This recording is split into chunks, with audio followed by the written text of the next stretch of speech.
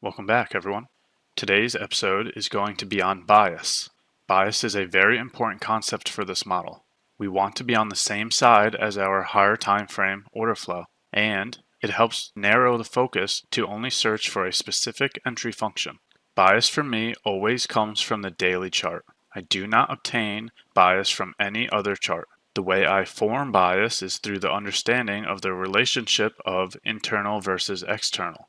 Internal equals FVGs. External equals swing highs or swing lows. When price is located at one of these locations, I look for price to move to the opposite location. For example, external swing lows and internal bullish FVGs are places I look for a bullish bias. External swing highs and internal bearish FVGs are places I look for a bearish bias. We do not need to overcomplicate it. There is clarity in simplicity. We do not want to get lost in information overload by trying to use too many concepts. Now let's define these concepts on the chart.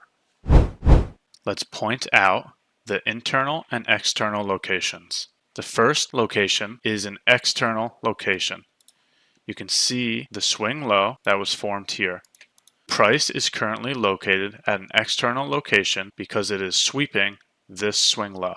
This is a defined swing low because it has higher lows on each side of it. Now, understanding the relationship between internal and external, we need to look for an internal location. As you can see here, there is a bearish FVG that has yet to be tested. This would be your internal location. Understanding the relationship between internal and external, I would have a bullish bias thinking that price is currently located at an external location, therefore the next location it would move to is internal. Let's see what happens. Now that price has reached its internal location, I would then begin analyzing bias again. Understanding the relationship between internal and external, I would need to define our next external location.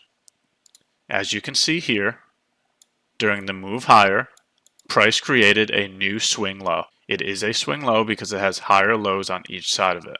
Seeing that price is currently located at an internal location, understanding the relationship between internal and external, my next bias would be a bearish bias, thinking that price needs to move internal back to external. Let's see what happens.